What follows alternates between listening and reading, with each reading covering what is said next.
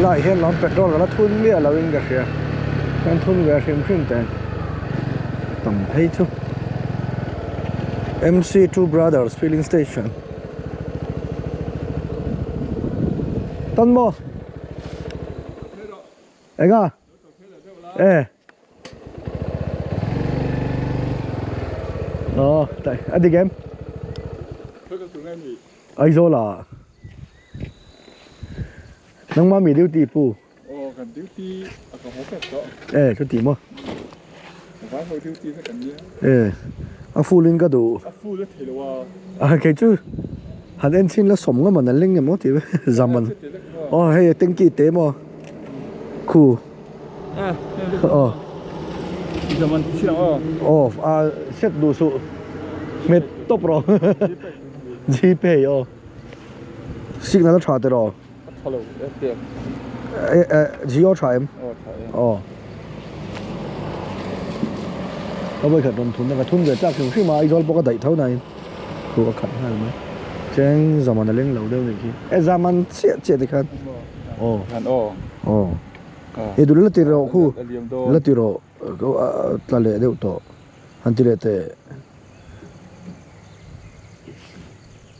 ਅਲਾਈ ਖਾ ਪਈ ਲਓ ਇਹ ਤਾਂ ਲੈ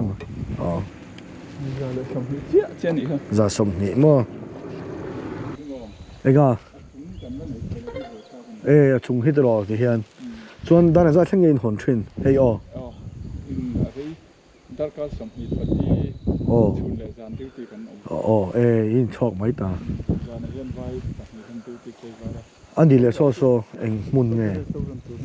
restaurant tour in te poson thak deu ne mo ma mi ma khan ni man lai khan mo ama khan eng ti na nge ni kha wo teng kom khoi lai vel tam ti ho tuan sắc chop chọn khi lại khi anh in nghe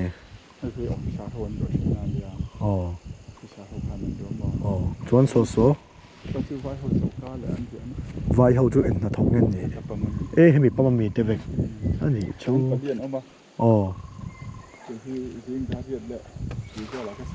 khôi khoa siêu xuống rồi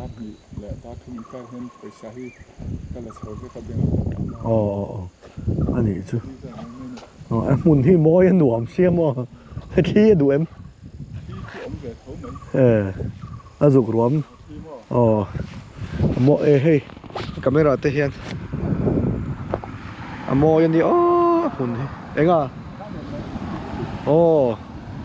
anh muốn thì mỗi lúc đó hạ đầm thác lúc đó mà anh ấy lấy cái lò mấy dar thum ring nan minute thum la oma